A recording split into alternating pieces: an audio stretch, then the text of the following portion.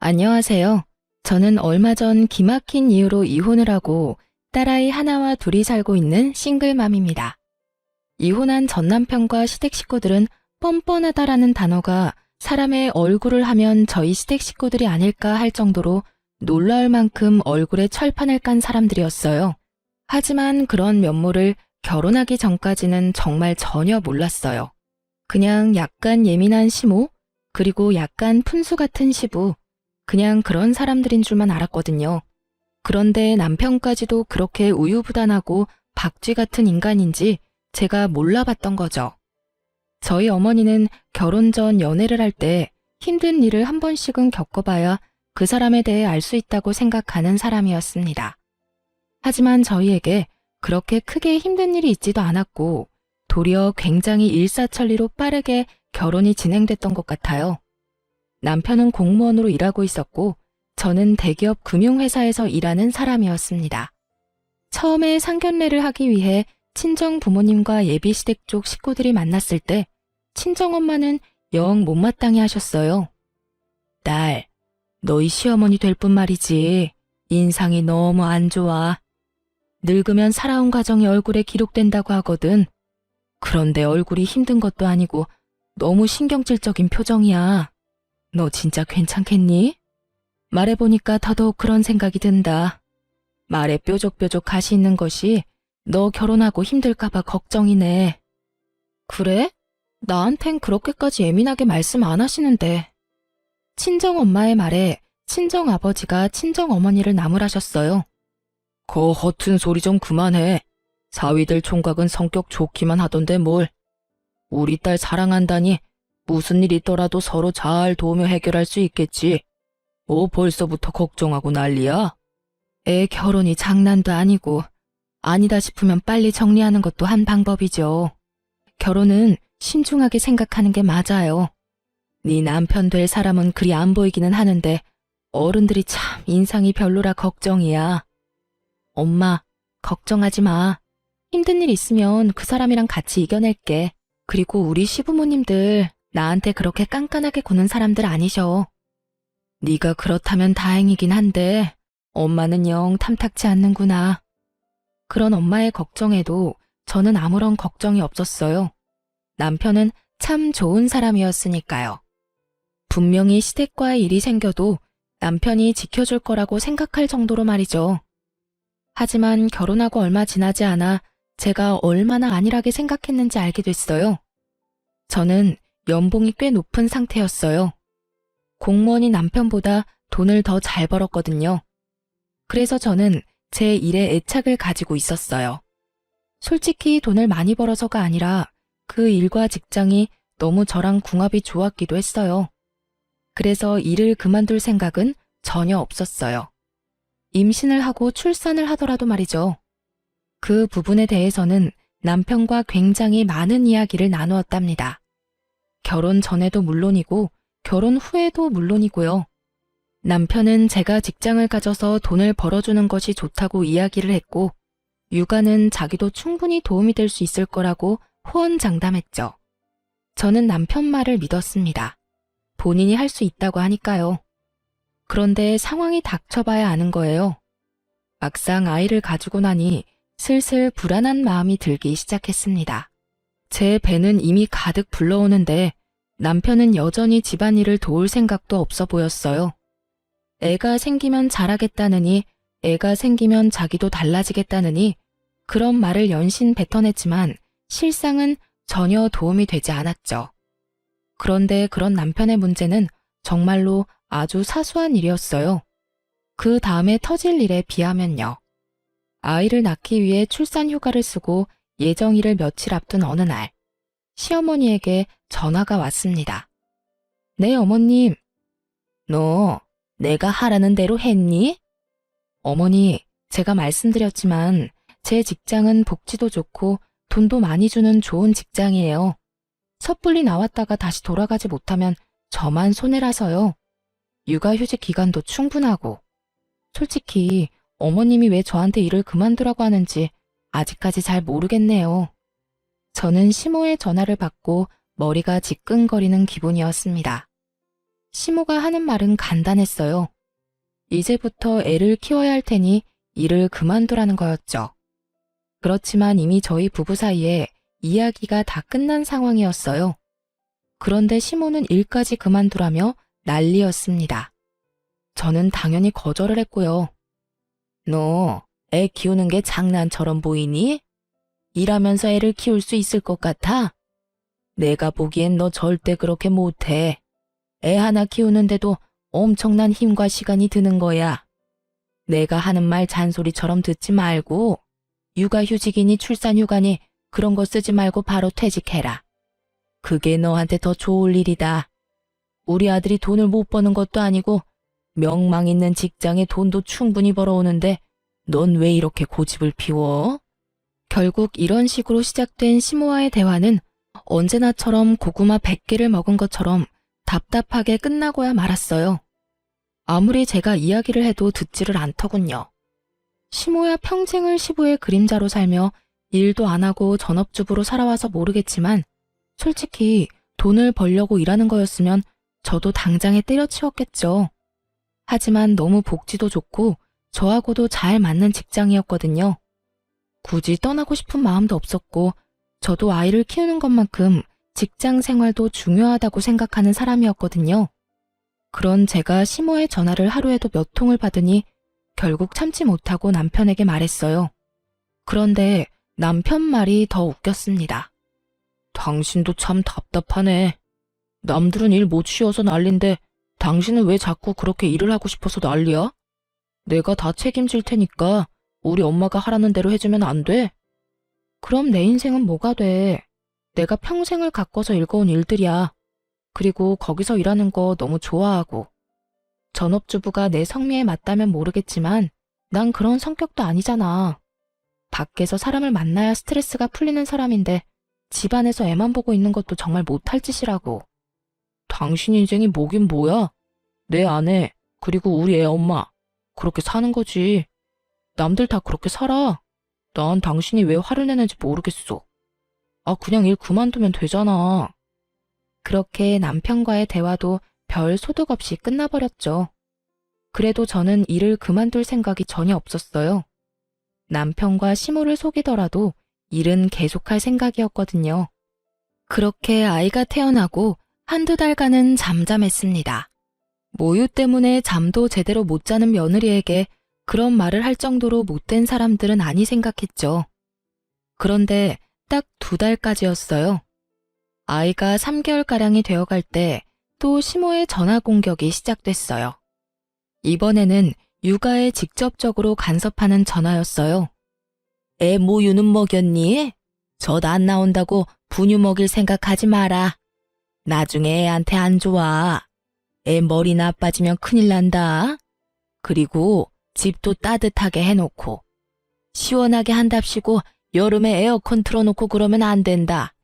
그리고 절대로 애 눕혀놓고 흔드는 기계 같은 건 함부로 쓸 생각 말고. 엄마가 안아야 해. 엄마가. 정서적으로도 안 좋고 흔들리면서 뇌라도 다치면 어떡하니? 또 유모차 같은 건 좋은 걸로 사. 돈 아끼지 말고. 그리고 너 일 그만둔 거 맞긴 하니? 절대로 일한다고 설치지 마라. 애 3살 때까지는 엄마가 보는 게 맞는 거야. 아니, 그 이후로도 엄마가 계속 보는 게 맞지. 끊임없이 아이 육아 그리고 제 퇴직과 관련된 간섭이었어요. 그것이 맞는 말이더라도 매일 10통이 넘는 전화를 받으면요. 이게 걱정이라는 생각이 전혀 안 들거든요. 와서 돌봐줄 생각은 없으시면서 매번 말로 사람을 채근하며 애가 아프기라도 하면 제 탓인 양 말하는 걸 보고 정말 스트레스를 엄청 받았어요. 그 뒤로는 전화도 걸러서 받았어요. 몇 번 받지 않은 적도 있었죠. 그럴 때마다 애가 귀가 예민해서 벨소리가 날 때마다 깨기 때문에 무음으로 해놨다고 했어요. 그렇게 애가 8개월쯤 되자 점점 저도 힘들어졌어요. 애 키워보신 분들은 잘 알 거예요. 애가 아무리 말을 잘 들어도 함께 있는 게 행복해도 몸이 힘들고 축나는 건 어쩔 수 없다는 걸요. 차라리 일을 하는 게 더 낫다 싶을 때가 있다는 걸요. 저도 그랬어요. 게다가 시모의 전화 때문에 오기도 생겼거든요. 저렇게 일 그만두라고 하면 일이 하고 싶어지더라고요. 그래서 가까이 사는 친정엄마에게 고민 상담을 좀 했어요. 친정엄마가 그러더군요. 그래, 네가 도와줄 사람이 없다면 또 모를까. 이렇게 든든한 엄마가 있는데 걱정하지 마. 내가 귀여운 손녀 잘 키워줄 테니까 걱정하지 말고. 너무 고마운 마음에 매달 돈도 드리고 애가 어린이집에 들어갈 13개월까지만 봐달라고 했죠. 만 1살이 되면 어린이집 보낼 생각이었거든요. 그렇게 일에 복귀를 하니 정말 좋더군요. 집안에 있을 때는 애 때문에 집안일 때문에 이래저래 신경을 많이 쓰고 스트레스도 받았는데 일을 하러 오니 스트레스를 받을 일이 없더군요. 저만 잘하면 크게 문제 생길 일이 없는 게 일이잖아요. 그런데 제가 멋대로 일을 시작했다고 생각한 건지 시모가 제게 전화를 시도 때도 없이 걸기 시작했어요. 그런데 이번에는 새벽이며 한밤중이며 가리지 않았던 거예요. 아이 때문에 전화를 했을 때는 거의 대부분이 낮이었거든요. 그런데 일을 시작하고 나니 밤 11시, 새벽 4시 일을 하고 있는 시간까지 하루에 20통 넘게 제가 전화를 받을 때까지 하실 때도 있었어요. 나는 걱정이다. 너 이렇게 일한다고 설치다가 나중에 애한테 집중 못할까봐 걱정이고 네가 돈 많이 버는 거야 내가 알지만 아들만 벌어도 되는데 왜 자꾸 너까지 설치는지. 그냥 집에서 쉬면서 애나 보면서 내조나 하렴. 너까지 밖으로 나돌아다니지 말고. 받을 때마다 이 용건이었어요. 누군가 들으면 굉장히 차분히 타이르는 말투였죠. 그리고 어떤 사람들이 들으면 참 며느리를 쉬게 해주려 노력하는구나 싶을 정도였죠. 하지만 그 의도는 전혀 그런 것이 아니었어요. 아이를 위해 제 인생을 희생하는 게 맞는 거다 라며 거의 세뇌 수준으로 말하고 있는 거였죠. 게다가 새벽과 한밤중에 전화해서 그러는 건 정말 말도 안 되는 일이잖아요. 저도 이쯤 되니 무슨 조치를 취해야겠다는 생각이었어요. 새벽이나 한밤중에 시모에게 전화가 오면 남편에게 전화를 바꿔줬어요. 한창 잘 자는 남편을 깨워서 말이죠. 처음에는 남편도 시모에게 차분히 이야기했어요. 장모님이 애 잘 봐주셔서 포동포동하게 살도 많이 쪘고 와이프 일하는 것도 경제적으로 도움이 많이 되니 좋다고 말이죠. 그렇지만 그렇게 말해도 그때뿐이었어요. 그 다음에도 똑같은 용건으로 전화가 오고 전화가 올 때마다 제가 남편을 깨우니 남편이 울컥하며 제게 한마디 하더군요. 엄마가 당신한테 전화하는 건데 왜 자꾸 나한테 바꿔주는 거야? 나도 잠 좀 자자. 자, 누가 자지 말래? 근데 당신 어머니가 했던 이야기하고 또 하는데 그럼 내가 어떡해. 우리 엄마 같았으면 스팸 처리하고 무음 처리하고 안 받으면 그만이지만 시어머니잖아. 안 받았다가 또 무슨 잔소리를 어떤 식으로 들을 줄 알고 그래? 불만이면 당신이 어머님한테 잘 이야기해서 그런 시간에는 전화 안 오도록 하면 되는 거 아니야? 그러게. 그냥 엄마 하는 말 들었으면 되잖아. 괜히 당신이 일한답시고 난리치는 바람에. 그럼 매달 부모님 용돈 누구 돈으로 줘? 일 그만두고 양가 부모님한테 드리는 용돈 드리지 말까? 제 말에 남편 놈 입이 꾹 다물어지더군요. 아무리 남편 직장이 안정적이면 뭐해요. 혼자 벌어서 살 수 있을 만큼 대한민국이 녹록한 곳은 아니잖아요. 둘이 벌어도 쪽박차기 십상인 곳에서 왜 벌이라니. 게다가 애가 크면 돈 들 곳이 더 많은데 어떻게 제가 일을 그만두나요? 제 말에 남편도 맞는 말이다 싶었는지 더 이상 대꾸도 하지 않고 입만 삐죽거리고 있더군요. 그걸 보고도 모른 채 했어요. 시모가 잘못하는 거 아들이 바로잡아야 하는 게 맞는 거죠. 그렇게 그날 새벽 3시에도 어김없이 시모에게 전화가 왔어요. 남편 바꾸지 말라는 말에도 저는 대답 없이 남편을 깨웠어요. 남편은 전화를 받자마자 버럭 화부터 냈어요. 어머니, 우리 일은 우리가 알아서 할 테니까 제발 연락 좀 그만하세요. 그리고 할 이야기 있으면 사람이 깨어 있을 때 좀 하시라고요. 이게 도대체 무슨 짓이에요? 사람 잠도 못 자게 괴롭히고. 아니, 왜 소리를 지르고 그래? 이 엄마는 걱정이 돼서 그런 거지 않니? 남의 손에 맡겨놓고 걱정도 안 되니?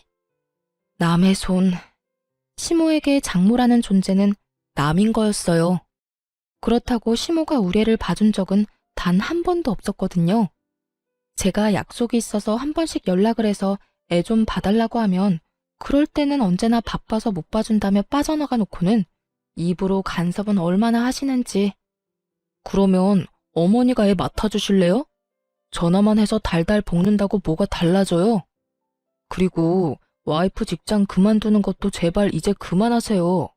저희 부부 사이에서 이야기 다 끝났고 두 분께 드리는 용돈도 아내가 돈 벌고 있으니까 드릴 수 있는 거예요. 일 그만두게 하고 싶으면 그것부터 끊을 테니까 아버지하고 잘 상의하시고요. 제가 돈 벌어도 요즘 물가 생각하면 아내도 돈 버는 게 맞는 것 같아요.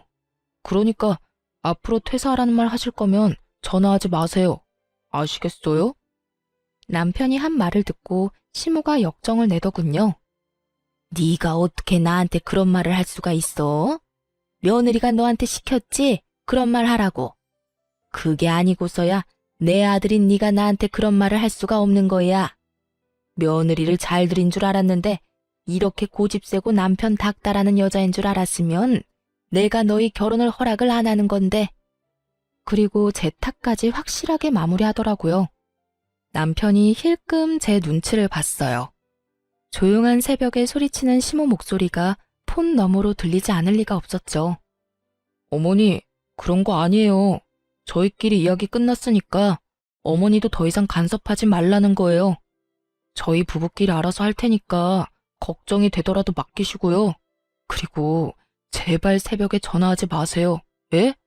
그렇게 남편이 시모에게 확실하고 냉정하게 말하고 나자 드디어 시모는 제게 연락을 끊었어요. 그리고 저에게 아무런 말도 못했죠. 저는 모르는 척 했어요. 시모는 저를 볼 때마다 한숨을 쉬며 하고 싶은 말을 삼키는 모양이었어요. 차라리 낫다고 생각했어요. 입 밖으로 꺼내지 않으면, 그렇게 수십 통의 전화를 하지만 않으면 제가 스트레스를 받을 일도 없으니까요. 그렇지만 시모가 별 문제 없으니 이번에는 시부가 저를 괴롭히더군요. 며느라가 일도 이제 시작하는 거 보니 몸도 많이 좋아진 것 같은데 둘째는 언제 가질 생각이냐? 쓸모없이 돈만 축내는 딸보다는 아들이 최고야. 아들 하나는 낳아둬야 집안이 편한 법이다. 시부의 남아선호 사상이 시작됐거든요. 요즘 같은 시대에 무슨 시대에 덜 떨어진 생각인가 싶겠지만 실제로 그렇게 생각하는 사람이 생각보다 많아요. 그리고 나이가 많으면 많을수록 아들이 전부라고 생각하는 사람은 더 많은 법이죠. 애가 2살이 됐을 무렵부터 꾸준히 시부가 제게 말했어요. 솔직하게 말하자면 둘째를 가지고 싶은 생각은 없었어요. 하나만으로도 벅차다는 생각이었고 육아휴직을 2번이나 쓰는 것도 눈치가 보이는 상황이었죠. 물론 직장 사람들 그 누구도 제게 무엇라 하지 않겠지만 제 마음이 미안함으로 가득했거든요. 그래서 말로만 네, 생기면 낳아야죠 하고 건성으로 답하기 일쑤였어요. 그런데 저희 딸이 만으로 4살이 됐을 무렵 그 일이 벌어졌어요. 그날은 어린이날로 딸아이가 아주 기대하던 날이었어요. 딸애는 기분이 좋아서 아침부터 난리였어요. 가고 싶다고 노래를 부르던 동물원을 일찍 갔다가 오후에 시댁으로 향했어요. 시동생도 아들이 하나 있는데 어린이날이라 아들 데리고 시댁으로 온다고 했거든요. 그러니 저희도 오랜만에 시조카 얼굴도 볼 겸 시댁으로 간 거였어요. 그전에는 어린이날에도 저희끼리 보냈기에 갈 일이 없었어요. 그렇지만 시동생이 조카를 데리고 온다는데 계속 저희만 안 가는 것도 좀 그래서 애를 데리고 갔던 거예요. 그런데 거기서 정말 어이없는 일을 당했어요. 아무리 남자아이에 대한 사랑이 넘치는 시부라도 애가 있는 앞에서 대놓고 차별을 할 거라는 생각은 안 했거든요. 그런데 정말 대놓고 딸과 시조카를 차별하더라고요. 아이고, 우리 손주, 어서 와라. 이 할아비가 너 주려고 장난감 사놨지? 자, 여기 바꿔라. 뭘 좋아하는지 몰라서 여러 개 사놨다. 그리고 이것도 받고 할아비가 주는 돈이다. 허튼 데 쓰지 말고 꼭 사야 하는 거 있을 때만 쓰렴. 알았지? 그리고 간식 먹고 싶으면 네 간식 사놨으니까 가서 먹고. 할아버지, 고맙습니다. 시조카만 아주 기분이 좋아서 난리더군요. 그걸 바라보는 딸도 자신에게 올 장난감을 기대하고 어깨를 들썩들썩하고 있었어요. 저와 남편이 어린이날 선물로 장난감을 사주긴 했지만 사촌 오빠와 할아버지의 모습을 보니 기대를 할 수밖에 없었던 것 같아요. 그런데 시부는 저희 딸은 무시하고 저한테 이야기하더군요. 너도 왔냐? 그래, 둘째는 준비하고 있어. 이번에는 의사한테 이야기해서 신경 좀 잘 써달라고 하거라. 집에 아들이 있어야 하는 법이야. 그래도 네 남편이 장남인데 딸랑 딸 하나면 나중에 재산은 어떻게 지낼 셈이냐? 내년에는 아들 낳을 수 있도록 힘 좀 써봐. 일만 하지 말고. 알았지? 저는 대답 대신 딸아이를 앞으로 내밀었어요. 딸, 할아버지한테 인사드려. 그래, 잘 쉬다 가거라. 시부는 딱 그 한마디만 하고 휙 자리를 뜨더군요. 도련님네 가족들도 있었는데 저는 기분이 팍 상했어요. 어린이날 찾아온 손자에게는 어화둥둥 장난감이며 용돈이며 간식이며 왕창 사다 주며 좋아하던 시부가 저희 딸에는 안아주지도 않는 그 모습이 너무 속상했거든요. 열받은 제가 표정 관리를 못하자 시부가 슬쩍 저를 보더니 제 딸에게 한마디를 더 거들었어요. 우리 손녀 출가 외인이라는 말 아냐? 어차피 너는 크면 우리 집안에서 나갈 사람이라 쓸데없이 돈 쓸 필요가 없다. 우리 집에 와서 어린이날이랍시고 뭐 받을 생각하지 말거라. 그러고는 피곤하다며 방으로 들어가 버리더군요. 그리고 그런 제 옆에서 도련님이 웃으면서 그러더군요.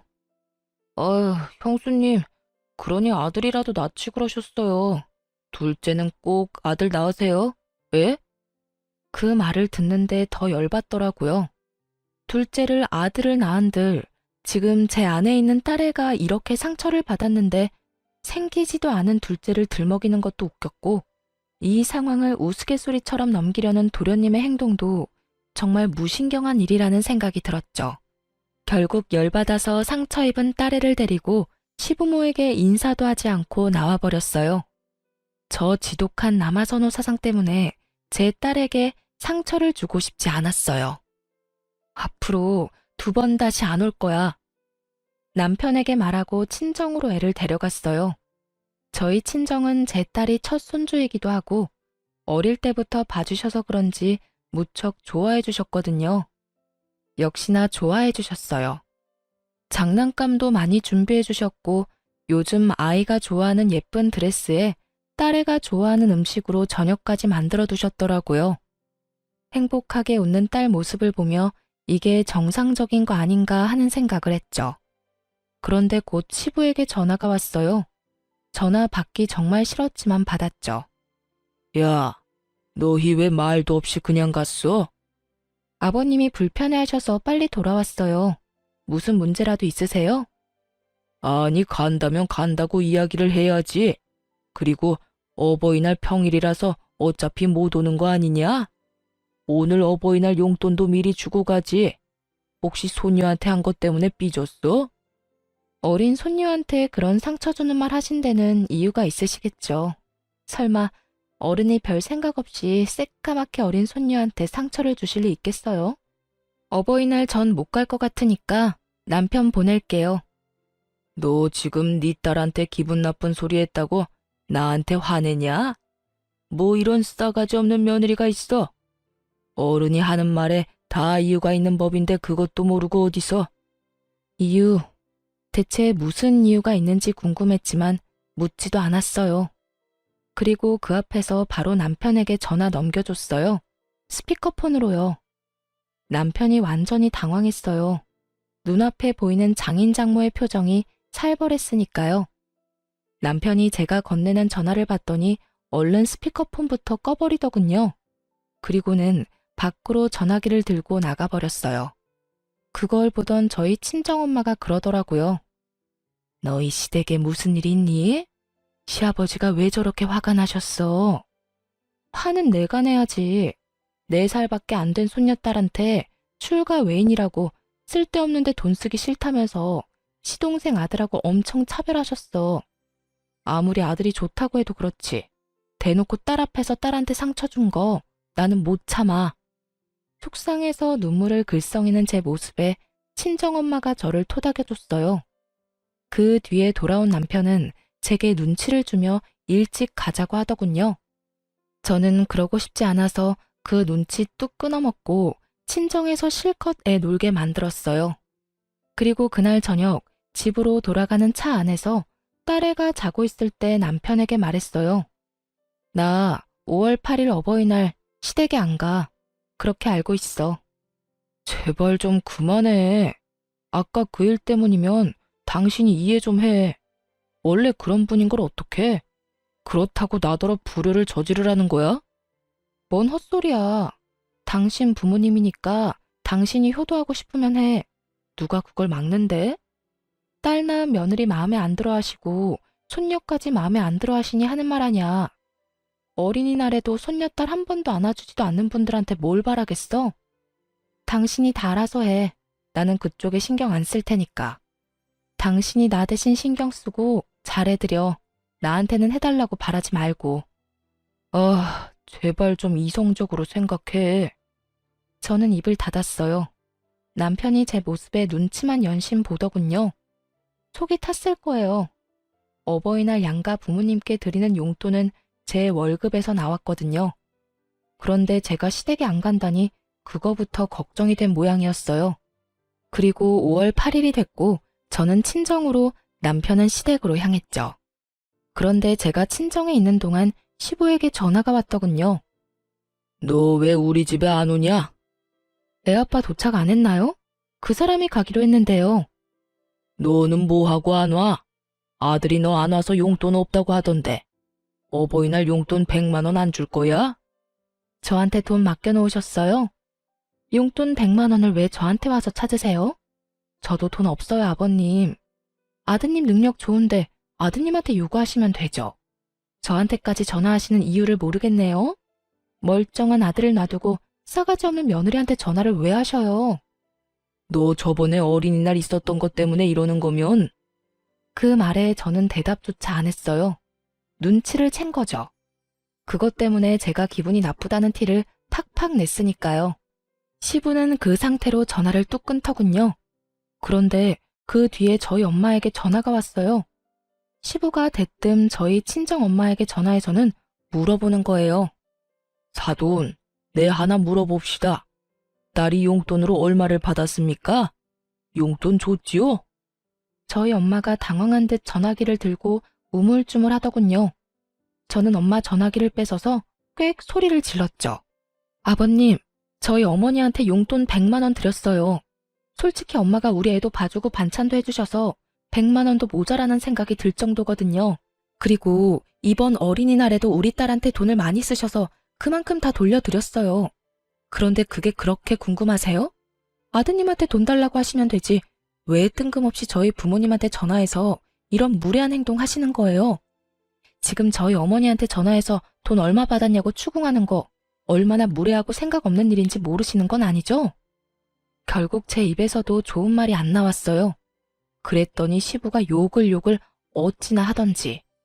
부모가 다 똑같은 부모지. 왜 너희 부모한테만 용돈을 줘? 그리고 무례해? 네가 먼저 싸가지 없는 짓 안 했으면 나도 이런 짓 안 했지. 너 돈 좀 번다고 유세 떠는 거냐? 어버이날 챙겨야 할 부모가 4분이나 있는데 저 혼자 다 어떻게 책임지나요? 남편은 남편 부모님 챙기는 거고 저는 제 부모님 챙기는 건데 왜 화가 났는지 모르겠네요.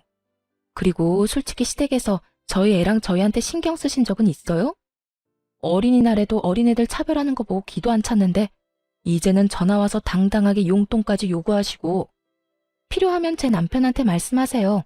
그리고 제가 싸가지 없는 짓을 왜 했는지 잘 생각해 보세요. 나이값도 못하고 손녀딸한테 출가 외인이네 어쩌네. 애 상처받는 소리만 하는 것도 열받는데 뭐 좋다고 용돈까지 드리겠어요? 안 그래요? 다 됐고 용돈은 이제 아드님한테 달라고 하세요. 아드님. 결국 저와 시댁은 건널 수 없는 강을 건넜어요. 남편이 제 행동에 어떻게 반응할지 몰랐지만 만약 제 생각과 정반대로 행동할 경우에는 이혼을 하겠다고 이미 다짐한 상태였죠. 역시나 그날 저녁 남편이 와서 제게 하소연하더군요. 대체 아버지랑 왜 싸운 거야? 애한테 서운한 소리 했다고 삐진 것 치고는 너무 일을 크게 벌렸잖아. 나는 솔직히 당신이 왜 이렇게 화내는지 모르겠어. 그냥 듣고 한 귀로 흘리면 되잖아. 근데 왜 그래? 나야 한 귀로 듣고 한 귀로 흘릴 수 있지. 그런데 내 딸은? 내 딸이 들어야 했던 그 어이없는 말들은 뭔데? 지금이야 의미도 모르는 일이지만 이미 애는 시댁 어른들이 자기를 사랑하지 않는다는 걸 알잖아. 그 와중에 전화까지 와서 용돈까지 요구를. 내가 당신 부모님은 당신이 책임지랬지. 용돈 하나 안 드리고 뭐 한 거야? 요새 나도 일이 좀 있어서 돈을 많이 쓰는 바람에 일단 진정하고 부모님한테 갔다 오자. 아버지가 당신이랑 같이 오래. 가서 뭐 하게? 욕 얻어먹고 올 거면 내가 왜 가? 난 싫어. 당신이나 가. 나 앞으로 시댁에 발도 안 디딜 거니까 그렇게 알고. 며느리가 시댁에 안 가면 어떡해? 요즘은 그런 집도 많아. 왜 내가 내 기분 잡쳐가면서 시댁에 가야 해? 그리고 용돈 때문이면 더더욱 안 가는 게 맞지. 남편은 화가 난 듯 저를 쳐다봤지만 저는 쳐다보지도 않았어요. 시댁과는 이참에 인연을 끊는 게 맞다 싶었으니까요. 그런데 그 인연이 끈질기게 저와 시댁을 다시 붙여놓더군요. 남편이 하루는 제게 그러더군요. 당신이랑 우리 부모님 사이가 너무 안 좋아서 내가 생각해봤는데 합가 한번 해보는 건 어때? 저는 경악했어요. 합가라니. 서로 꼴 보기 싫어서 이렇게 난리인데 합가라는 말을 하는 남편이 제정신인가 싶었죠. 미쳤어? 나 죽는 꼴 보고 싶으면 합가해. 나는 절대 못해. 합가하고 싶으면 이혼하고 당신이나 해.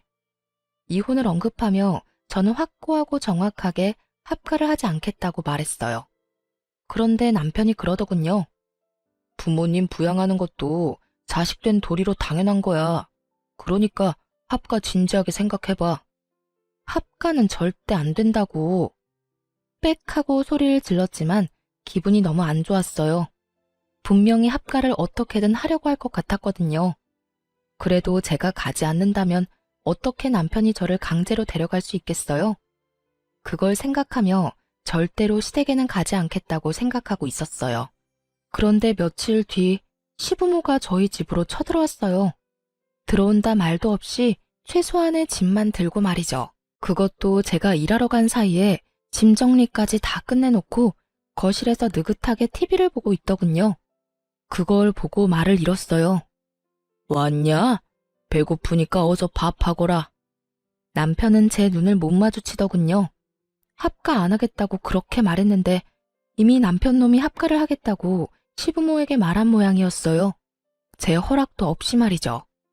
게다가 뻔뻔하게 짝이 없는 시부의 모습에 저도 충격을 받을 만큼 받았어요. 그 부모의 그 아들이라고 남편까지 제대로 한통속이었던 거죠. 참 믿을 놈 하나 없다 싶었네요. 게다가 제가 친정에서 애를 데리고 집에 들어온 시간이 저녁 8시였어요. 저희는 이미 친정에서 밥을 다 먹은 상태였고 남편에게 미리 문자를 했어요. 우리는 밥 먼저 먹고 갈 테니 당신은 알아서 해결하라고 말이죠. 그런데 여태까지 밥도 안 먹고 있다가 제가 오니 밥을 달라니 저는 아무 말 없이 남편을 쳐다봤어요. 당신 이거 뭐 하는 짓이야? 뭐가? 내가 말했잖아. 부모님이랑 합가하자고. 난 절대 안 된다고 했지. 야, 너 며느리가 시부모 부양하는 거 당연한 거 아니냐? 그리고 이미 아들이 우리 부양하겠다고 했어. 너한테는 선택권 없다. 네가 알아서 우리 수발 들어야 하는 게 맞는 거야. 어디서 여자가 남편 하는 일에 가타부타 말이 많아? 시부가 나서서 그렇게 말하더군요. 정말 듣기 싫은 그놈의 여자 소리, 시대에 떨어진 사고방식. 진짜 미쳐버리겠더라고요. 저는 남편에게 말했어요. 합가하지 않겠다는 내 말에도 억지로 합가한 거 이혼 사유로 확실한 것 같네. 이혼하자. 그런데 남편 놈이 묘하게 당당하게 굴더군요. 그러더니 폰을 딱 꺼내서 손에 올려두더니 뭔가 조작하더라고요. 곧이어 제 핸드폰에 알림이 떴어요. 그리고 저는 제 눈을 의심했습니다. 통장에 1억이 송금된 거 아니겠어요? 그 뒤로 2번이 더 들어왔어요. 총 2억 원이었죠. 하루 송금 한도가 1억이라 2번에 나눠 돈이 들어온 거예요. 봤지? 아버지가 집 판 돈 우리한테 주신 거야. 당신한테도 절반 나눠주는 거야. 내가 맨입으로 당신한테 부모님 수발 들라고 하는 줄 알았어? 당연히 합가에 따르는 돈은 주는 게 맞지. 그러면서 아주 의기양양하게 제게 말하더라고요. 저는 웃음이 났어요. 강제로 2억 붙여주고 부모님 수발 들라는 것 자체가 너무 코미디 같더라고요. 돈 2억 때문에 남은 몇십 년을 스트레스에 쩔어서 살라는 게 수지가 맞는 일인가 싶어서요. 그 몇 배를 준다고 해도 저는 결코 살고 싶지 않았어요. 지금 당장 제 딸 얼굴만 해도 싫어서 질색팔색을 하는데 합가는 무슨 합가인지. 그런데 남편 놈은 제가 당연히 받아들일 거라고 열심히 착각하고 김칫국 마시고 있더군요. 여보, 이제 합가에 대해서 다 이야기 된 거다. 알았지? 나도 많이 양보한 거야. 당신이 우리 부모님 수발 들 거니까 절반 떼어준 거지. 그리고 당분간 동생한테는 비밀로 좀 해줘. 동생이 또 알면 골치 아파. 남편이 동생 이야기를 꺼내자 아주 좋은 생각이 났어요. 도련님은 굉장한 구두쇠이기도 하고 주머니에 한 번 돈 들어가면 나오지도 않는 사람이었거든요. 게다가 얼마 전에도 시부에게 사업한다고 돈 빌려달랬는데 시부가 거절한 적이 있었어요. 저는 보란듯이 휴대폰에 은행 어플을 켜서 받은 돈을 전부 보냈어요. 그리고 남편에게 말했죠. 나 이 돈 필요 없어. 수발 안 들고 싶으니까 다시 돌려줄게. 여보, 다시 생각해봐. 2억이라고 2억. 부모님만 모시고 살면 2억인데 무슨 소리야? 너나 다 가져가고 너 혼자 부모님 모시면 되잖아. 왜 나한테 도움을 구해? 분명 말하는데 나는 싫다고 했어. 당신 도대체 왜 그래? 그냥 단순하게 비위만 맞춰드리면 되는 거잖아. 그거 하나 못하겠다고 이 난리야? 비위만 맞춰? 방금 못 봤어? 일하고 늦게 온 며느리한테 밥 달라고 삐약거리는 거 못 봤냐고. 거기다 너도 그래. 이 시간까지 부모님 식사도 안 차려드리고 나만 기다리고 있었잖아. 이게 수발드는 거야? 식모살이지. 제 말에 시부가 비아냥거리더라고요. 네가 싫어도 어쩔 거냐? 벌써 돈 받아 처먹었잖아. 네가 우리 모시는 건 당연한 거다. 하루 세 끼 따뜻한 밥 차리고 집안 청결하게 유지하고 집안일 하는 것까지. 그거 안 하겠다고 이혼하면 오히려 네가 위자료 내야 해. 전 돈 안 받았는데요. 지금 그 돈 방금 도련님한테 보냈어요. 아버님, 도련님네 아들 좋아하시죠? 저는 이 집안에서 둘째 낳을 생각 없으니까 이 집안 유일한 아들 손주랑 살면서 평생 노후 보내면 되겠네요. 제 말에 남편과 시부모 얼굴이 새파랗게 질리며 발을 동동 구르기 시작했죠. 아니, 그 돈을 왜 둘째한테 줘? 너 뭐 잘못 먹었어? 그래, 왜 동생한테 준 거야? 동생이 알면. 내가 도련님한테 이미 설명 다 했어. 아버님 수발 받고 싶어서 여기 왔고 나는 수발 들 생각 없으니까 그 돈 받고 수발 들어줬으면 좋겠다고. 수발 들 생각 없으면 아버님한테 돈 돌려드리라고 했는데 뭐 잘못된 거 있어? 태어난 제 말에 다들 한숨을 내쉬며 조급한 표정으로 시동생에게 전화를 하더군요. 다행히 시동생은 전화를 받지 않았어요. 2억을 꿀꺽할 것 같다는 두려움이 생긴 세 사람은 시동생 집으로 향했어요. 2억의 행방을 찾기 위해서 말이죠. 저는 그 사람들이 나가자마자 시동생에게 문자로 연락을 남겼어요. 아버님네 집 매매금이 4억이었던 것 같네요. 2억은 남편이 가지고 있는데 그거보다 더 많이 가지고 있을 수 있으니까 잘 알아보시고 그 돈 아버님한테 돌려주던지 아님 받고 시부모 책임지던지 해주세요. 합가하기 전에 이혼부터 할 것 같아서 방금 받은 2억 도로 보내드리는 거예요. 금방 정리될 문제는 아닐 테니 이 인간들이 일찍 돌아오지는 못할 거라고 생각했어요. 그 틈에 저는 현관 도어락 비밀번호부터 바꿨어요. 그리고 집안에 있던 시부모 물건들과 남편 물건들이 보이는 족족 모조리 현관 밖으로 던져버렸어요. 다행히 시부모 짐도 아직 다 벌려놓은 게 아니었고 남편 짐도 그리 많은 건 아니었던지라 정리는 생각보다 빨리 끝났거든요. 그리고 자정이 다 되어갈 때쯤 세 사람이 집으로 돌아왔더군요. 밖에 쌓인 짐과 바뀐 비밀번호에 놀란 세 사람이 저한테 전화를 하고 밖에서 문을 쿵쿵 두드리고 난리가 났더군요. 여보, 말로 해, 말로. 이렇게 갑자기 문 걸어 잠그면 어떡하자는 거야? 말? 당신은 나한테 말하고 그딴 짓 저질렀던 거야? 내가 분명히 싫다고 이야기했지. 그거 무시하고 돈 억지로 손에 쥐어주고 수발 들어라 마라 한 건 잘못 아니야? 당신은 진짜 선 크게 넘었어. 난 무조건 당신이랑 이혼할 거야. 상의 없이 합가하자며 부모 데려온 당신도 싫고 딸에 대놓고 차별하는 시아버지도 싫고 아침 새벽 가리지 않고 전화와서 간섭하는 시어머니도 싫어. 그래서 이렇게 우리 내보낸다고? 당신 너무하네. 그 집에 들어간 가전이랑 가구 내가 새로 다 해왔잖아. 1,500만 원이나 들었는데 나더러 그냥 가라고? 남편이 저희 집에 들어올 때 당시 있던 헝 가구들은 다 버리고 남편이 새로 싹 다 해왔거든요. 그때 거의 1,500만 원쯤 들긴 했어요. 저는 어이가 없어서 남편에게 말했죠. 내가 당신 부모님 용돈 챙겨드린 것만 해도 1,500 넘을걸? 그래, 좋아. 그 1,500 내가 줄 테니까 내일 우리 회사 앞으로 와.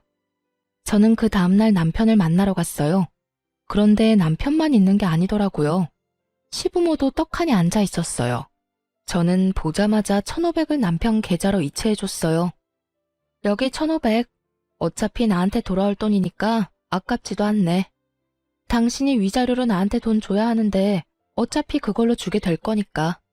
잘 보관해뒀다가 나중에 그대로 돌려주면 되겠네. 그리고 이혼 소송 오늘 들어가기로 했어. 앞으로 그 이외의 일로 연락하지 마. 잠깐, 그렇게 그냥 가면 안 되지. 그 집 전세금도 재산 분할해야 하는 게 맞는 거 아니야? 너희 같이 산 기간이 5년이 넘는데 당연히 재산 분할도 해야지. 이 말이 나올 거라는 걸 예상은 했어요. 돈까지 시동생에게 뺏긴 이 사람들이 제 돈을 탐내지 않을 리가 없죠. 저는 그 사람들 눈앞에 종이 한 장을 꺼내 팔랑팔랑 흔들었어요. 이게 뭐야? 차용증이요. 제가 부모님께 돈 빌려서 그 집 전세금 마련했다는 증거요. 전세 나오면 그 돈 부모님한테 돌려드리게 되어 있어요. 뭐? 그딴 게 어딨어? 전세금이 꽤 커서 어머니한테 좀 부탁했어요. 5천만 원 넘게 현금 거래하면 증여세 내야 해서 차용증을 쓴 거죠. 그래서 이 집 계약 만료돼서 전세금 나오면 싹 다 친정에 다시 돌려줘야 해요. 사실 어머니에게 매달 용돈을 드리면서 그 용돈으로 원금을 차감하고 있는 중이었지만 그 이야기는 하지 않았어요. 그리고 예상대로 세 사람은 입을 틀어막으며 당황하더라고요. 그럼 너희 재산은? 아무것도 없어요. 모아놓은 것도 애 때문에 다 썼고요. 생활비다 부모님 용돈이다 많이 들어가서 남은 것도 없어요. 예적금이라도 있으면 모르겠는데 그것도 없고. 그래도 다행이잖아요. 남편한테 아직 2억 남아있지 않아요? 그걸로 전세나 월세 장만해서 들어가면 되겠네요. 야, 너 이거 다 일부러 그런 거지?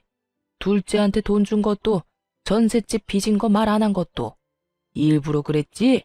우리 골탕 먹이려고. 무슨 소리 하시는지 모르겠네요. 골탕은 당신들이 나한테 먹인 거지. 얼마나 뻔뻔하고 얼굴에 철판을 깔았으면 하루에 전화를 수십 통을 하질 않나. 할아버지가 돼서 손주 상처 주는 말을 해대질 않나. 합가 싫다고 했는데 쳐들어와서 눌러앉질 않나. 누가 누구를 골탕 먹인 건데요, 지금? 말도 없이 들어와서 돈만 받으면 모셔줄 줄 알았어요? 두 사람 모시느니 내가 남편이랑 이혼하는 게 더 낫죠. 그러니까 앞으로 연락하지 마세요. 본인들 앞길 본인들이 알아서 개척하시고. 아니, 손이 없어요, 발이 없어요? 아직까지 팔팔 하시면서 왜 며느리한테 빌붙으려고 하세요? 그것도 그렇게 괴롭히고 못 살게 굴던 며느리한테. 좋아하시는 도련님네 가서 편하게 사세요. 손자 재롱도 보시면서. 그렇게 소리치고 저도 집으로 돌아와 버렸어요. 남편이 뒤따라와서 저를 붙잡고 늘어지더군요. 여보, 이렇게 화낼 줄 정말 몰랐어. 나는 그냥 당신이 돈만 받으면 좋아할 줄 알고. 나 당신이랑 헤어지면 갈 곳도 없어. 네가 뿌린 씨앗이니까 네 손으로 거둬. 그러게 누가 집으로 데려오라고 했어? 순간 눈앞에 돈에 눈이 멀어서 넌 나를 팔아먹은 거나 마찬가지야. 돈만 주면 다 되는 거야? 그 스트레스로 내가 죽어나가는 건 보이지도 않냐고. 몇 번을 내가 말하고 당신한테 이야기했잖아. 두 분 부모님 때문에 힘들다고. 멀리해도 모자랄 판에 집에 데려오는 짓을. 당신처럼 공감 능력 없는 인간하고는 도저히 못 사니까 죽든 말든 네 알아서 살아. 제발 셋이서 교대로 나 괴롭히지 말고. 그렇게 세 사람을 내버려 두고 돌아왔어요. 세 사람은 집 없이 결국 시동생한테 갔는데 시동생은 세 사람을 받아주지 않았다고 해요. 대신 시부모를 모시겠다고 이야기는 했다는데 오히려 시부모가 거절했다고 하더라고요. 합가 안 해도 되니 시부는 2억을 달라 말했지만 시동생도 한 번 물은 돈 절대 주지 않을 인간이거든요. 결국 시동생이 돈 안 주는 바람에 송사에 휘말리게 됐다고 하더라고요. 가족끼리 법적으로 네가 잘했니 못했니 아주 난리가 났더라고요. 시부는 남편에게 나머지 돈 내놓으라고 난리였고 남편은 그 돈 중에 일부를 그 짧은 기간 동안 주식으로 날려먹는 바람에 결국은 전세 하나도 못 얻고 그냥 월세방을 얻어서 살게 됐다고 해요. 그 이야기를 듣고 보니 참 웃기더군요. 제 손에 돈 강제로 쥐어주면서 수발 들도록 만든 사람들이 부양하겠다는 시동생에게 가지 않는 것도 웃겼죠. 왜 안 갔나 싶었는데 알고 보니 동서가 두 분을 모시는 걸 그렇게 반대했다고 하더라고요. 집에 들어오면 무조건 요양원 보내버리겠다고 했다니 결국은 시부도 시모도 시동생 집에 들어갈 생각도 못한 거죠. 그 상황에 돈은 돌려줄 생각도 하지 않고 있으니 시부모도 화가 났을 거고 결과는 서로가 서로를 까내리는 모양새가 된 거죠. 이쯤 되니 그런 생각이 들더군요. 시부모에게 당한 며느리가 나 하나뿐만은 아니었구나 하는 생각요. 동서도 아들 낳은 것을 제외하고서는 시부모에게 저와 비슷한 일을 당했을 테죠. 그러니 절대로 부양 못한다고 했을 테고요. 집에서 새는 바가지가 다른 데서 안 셀 리가 없잖아요. 어쨌든 저는 그들과 멀리 떨어져 아이를 키우면서 잘 살고 있어요. 처음부터 떨어져 나와 살았다면 제가 그런 꼴 당할 일은 없었을 텐데. 그것만 살짝 후회돼요. 그렇지만 지금이라도 제자리를 찾았으니 안심이 되기도 하고요. 살다 보니 참 가족끼리 별꼴 다 본다 싶었네요. 그래도 잘 빠져나왔으니 제 인생에는 다행이에요. 앞으로는 이런 일 당하면서 살 생각은 없어요. 혼자서 늙어 죽을 때까지 딸이랑 속 편하게 살고 싶네요. 긴 글 읽어주셔서 감사합니다. 좋은 하루 되세요.